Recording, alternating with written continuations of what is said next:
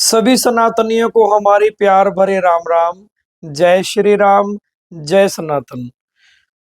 मित्रों, हम सांसारिक लोग जब अपने धन के मोह माया के बंधनों से छूटने का प्रयास करते हैं तो हमें सिर्फ एक ही स्थान दिखाई देता है, और वो है साकार परमात्मा का द्वार, जिसे हम मंदिर बोलते हैं। और उन मंदिरों में जाके हम परमपिता परमात्मा की पूजा करते हैं, अर्चना करते हैं, और उनसे अपने सभी सुख वैभव संपदा संपत्तियां मांगते हैं, पता नहीं क्या क्या मांगते हैं। तो जब हम परमात्मा को खुश करने का प्रयास करते हैं, उस प्रयास में हम भगवान की पूजा करते हैं, आरतियां करते हैं, वंदना करते हैं, विभिन्न तरह से भगवान को खुश करने का प्रयास करते हैं। और जब हम भगवान को खुश करने के लिए अपने ध्यान को परम पिता परमात्मा के चरणों में लगाने के लिए भगवान की पूजा करते हैं, तो हमारे हाथ में एक विशेष वो चीज होती है, उसे हम घंटी बोलते हैं। जब हम भगवान की पूजा आरतियां करते हैं, कीर्तन भजन करते हैं, मनन करते हैं, तो हमारे हाथ में एक घंटी होती है। उस घंटे को हम इस तरह से बजाते हैं सामान्यतः। और जब भी हम मंदिर के अंदर जाते हैं तो द्वार पे घंटी टंगी होती है, उस घंटी को बजा के फिर हम आगे जाते हैं। तो उस घंटी को बजाने का अभिप्राय क्या है, आज हम यही इस वीडियो के अंदर चर्चा करेंगे।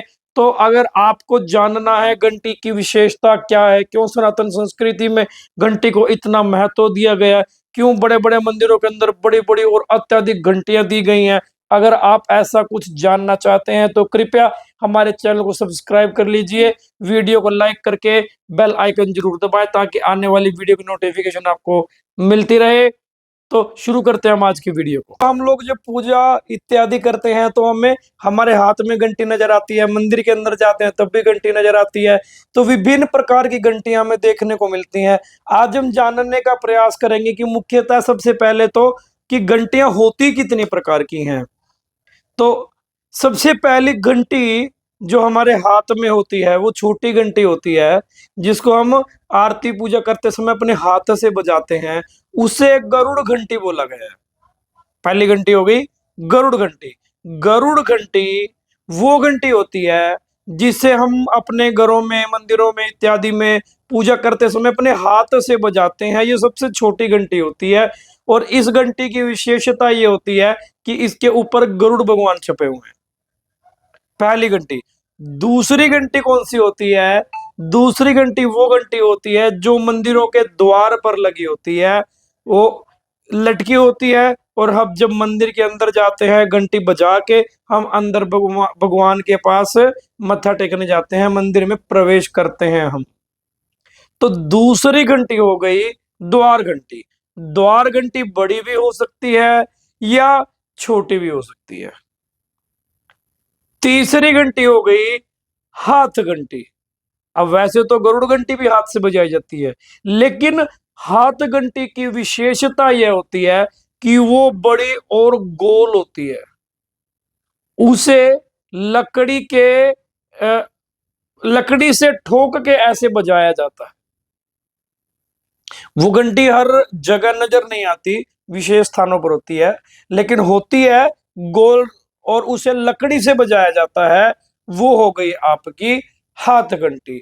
और चौथी जो घंटी होती है वो होती है हमारी बड़ी घंटी, जो 5-5 फुट की भी हो सकती है। उसे हम घंटी नहीं बोलते, वो उसे हम घंटा बोलते हैं।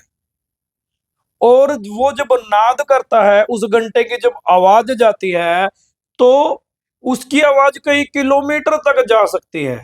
अर्थात घंटियां हो गई 4 प्रकार की: गरुड़ घंटी, हाथ घंटी, द्वार घंटी, और चौथी और सबसे बड़ी घंटी जिसे हम घंटा बोलते हैं। आइए अब जानते हैं घंटी बजाने का कारण क्या है, क्यों बजाई जाती है, और सनातन संस्कृति में घंटी को इतना महत्व क्यों दिया गया है। अगर वीडियो पसंद आएगी तो हमारी वीडियो को सब्सक्राइब और शेयर जरूर कर देना। मित्रों, मंदिर के अंदर घंटी बजाने की आपने बहुत सारी कथाएं सुनी होंगी, कहानियां सुनी होंगी, बहुत सारी मान्यताएं आपको बताई गई होंगी। उन्हें तो बताने का फायदा नहीं है, लेकिन क्योंकि मंदिर में घंटी को विशेष स्थान है, तो कुछ हमारे मित्र, हमारे भाई हमें आकर बोलते हैं और अपने अपने विचार भी रखते हैं, जो घंटी मंदिर में देखना पसंद नहीं करते, लेकिन अधूरे ज्ञान से हमें यह हानि होती है कि हम सनातन के विचारों को फैला नहीं पाए, हम घंटी का महत्व खुद नहीं समझ पाए और हम दूसरे व्यक्ति को समझा भी नहीं पाए। घंटी मंदिर के अंदर जब होती है, हम मंदिर में घंटी बजाते हैं, धार्मिक मान्यताएं तो अलग बात है, वैज्ञानिक कारण की हम लोग बात करते हैं तो वैज्ञानिक कारण सबसे बड़ा ये है कि घंटी की नाद जहां तक जाती है, मान लो घंटा है बड़ा और वो घंटा बजा, कई किलोमीटर तक आवाज गई, जब उनकी आवाज जितनी दूर तक जाती है तो वायु के अंदर एक कंपन पैदा होती है, एक घंटी कंपन को पैदा करती है। उस कंपन के पैदा होने से वायुमंडल के अंदर जहां तक आवाज जा रही है घंटी की, जितने भी हानिकारक जीवाणु और विषाणु हैं वो घंटी के नाद से अपने आप ही खत्म हो जाते हैं, नष्ट हो जाते हैं। अब वायुमंडल साफ सुथरा रखने के लिए घंटी हर मिनट बजनी चाहिए। घंटी की आवाज 7 सेकंड तक गूंजती है और घंटी अगर रेगुलर बजती रहेगी तो घंटी के नाद से जहां तक आवाज जाएगी वहां वायुमंडल दूषित ही नहीं होगा और हानिकारक जीवाणु और विषाणु से दूषित न होने की वजह से हमें रोग कम लगेंगे और हमारी उम्र बढ़ेगी, आयु बढ़ेगी। उसके अलावा घंटी ध्यान लगाने में हमारा जो है वो बहुत बड़ा योगदान देती है। जो ध्यान नहीं लगा पाते, अगर घंटी बज जाए तो ध्यान ऑटोमेटिक जो है वो लगना स्टार्ट हो जाता है। ध्यान केंद्रित करने में घंटी का बहुत बड़ा योगदान है, अनुभव करके जरूर देखना। अगर मन विचलित है, मन में परेशानी है, तो घंटी के बजने से मन के अंदर की नकारात्मक ऊर्जाएं जो है वो ऑटोमेटिक अपने आप खत्म हो जाएंगी। हम जब परेशान होते हैं तो हम भगवान की तरफ, मंदिरों की तरफ भागते हैं। सबसे बड़ा मेन कारण क्या है? शांति मिलती है,